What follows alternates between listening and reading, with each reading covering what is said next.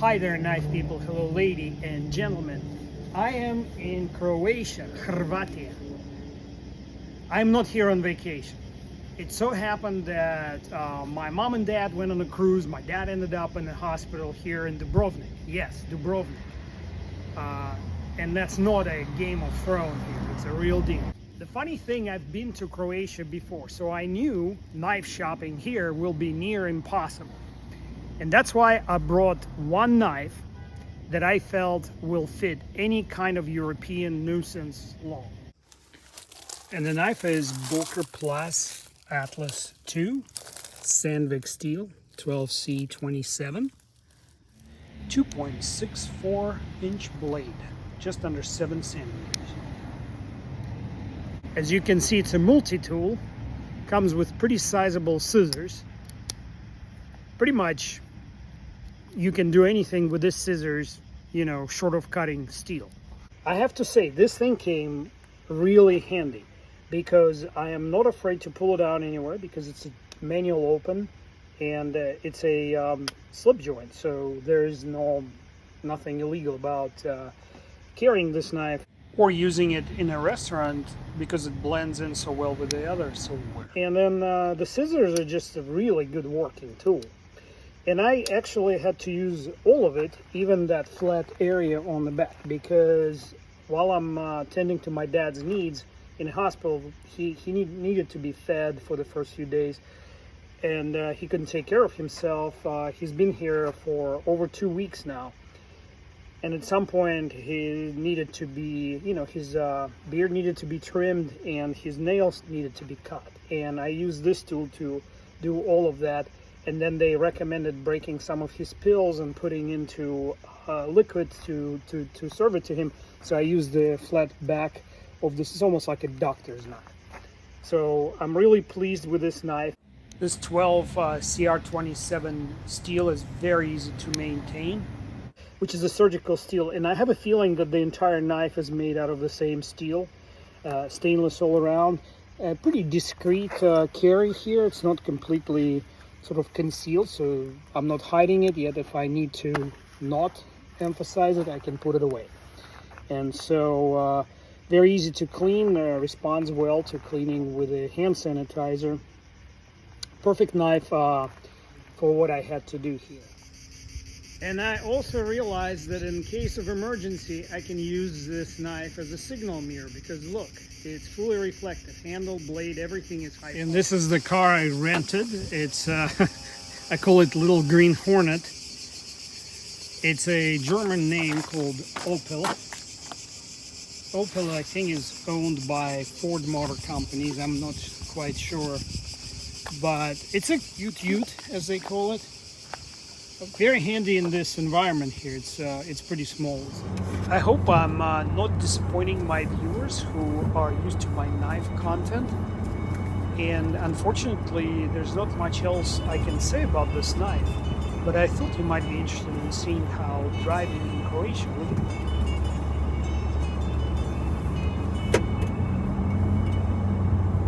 Most of the radio stations play Croatian music.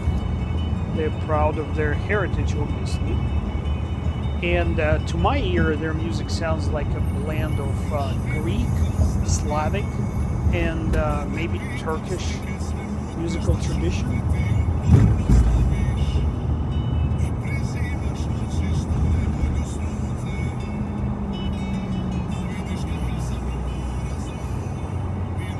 Hey, get out of the way. Oh, cute dog.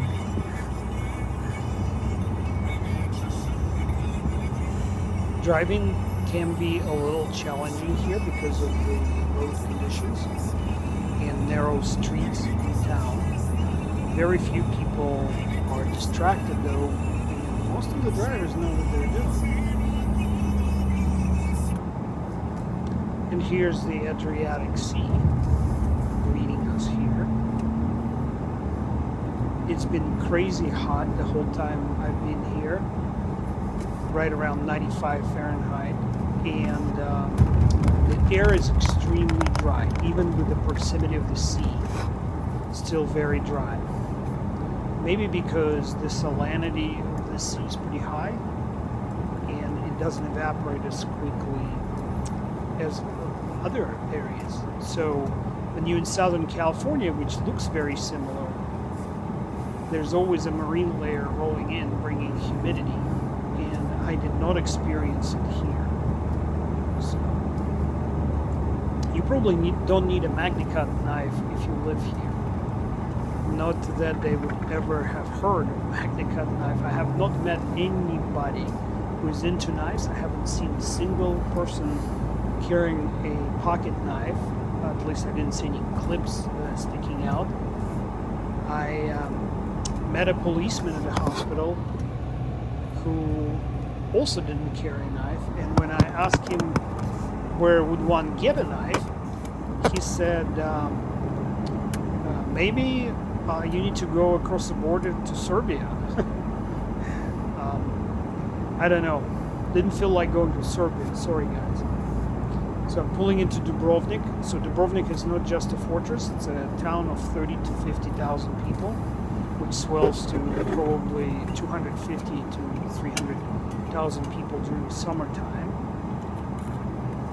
There are very nice hotels here, but they're also like very modest apartment accommodations.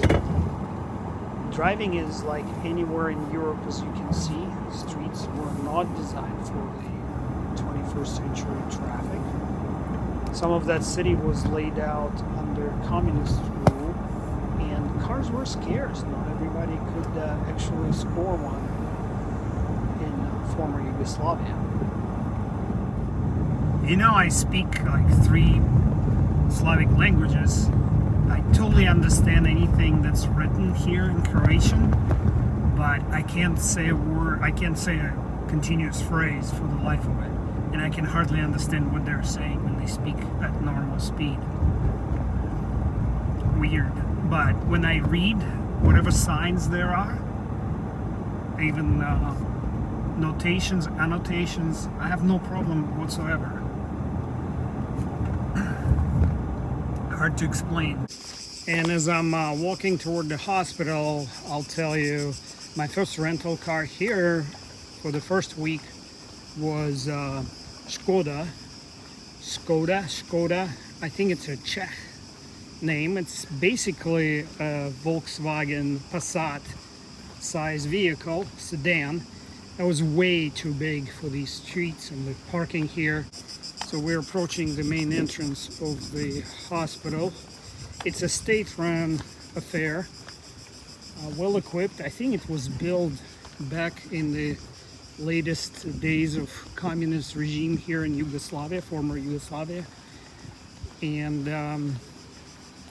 it doesn't seem like it's much newer than that. Maybe right after the socialism collapsed here, but the governing system here is semi-socialist. There's a lot of so all the medical care is single care provider, and this is what it looks like.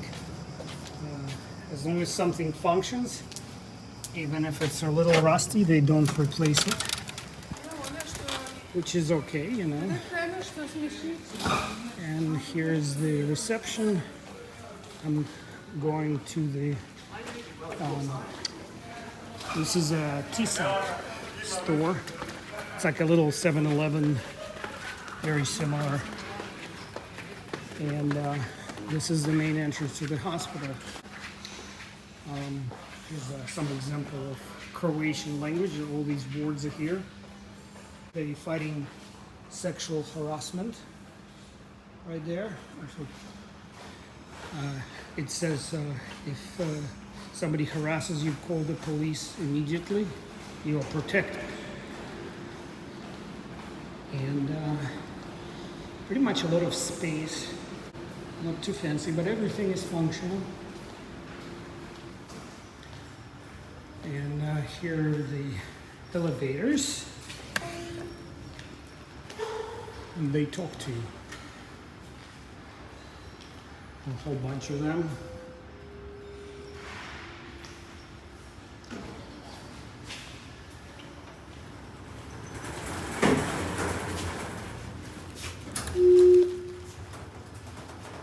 Zatvaranje vrata.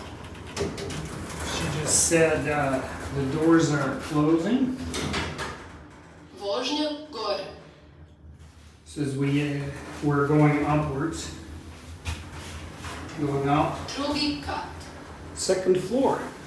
If you are planning to travel anywhere in the world for adventurous type vacation or any kind of vacation, please, I beg you, purchase some kind of travel insurance independent from your cruise line or trip booking organization. Insurance companies like Nationwide sell these type of insurances that cover a lot more than what you buy from Expedia, for example. I paid $89 for 1 year insurance from Nationwide, and it includes medical evacuation for up to $225,000. My parents paid approximately twice as much for their policies through the cruise line, and it only covers $75,000 in medical evacuation. But to evacuate my dad from Europe to the United States by air ambulance is going to cost 116,000 euros. And that's just for transportation, and medical bills will add up to about 25 grand. Not to mention my travel expenses to come and support them, and other necessities such as board and food. Your regular health insurance most likely only covers you in the United States if you're from America. And I'm not sure about the European countries where some of my viewers are from. So whether you're here for your honeymoon or celebrating 60th wedding anniversary, the best gift is actually insurance. I got 1 day out of the hospital, so I found ruins of some ancient fortress here on the way to the tallest hill where I shot views of Dubrovnik. So I thought maybe I will do a night video to take my mind off. If you enjoyed that short video, please say prayers for my dad.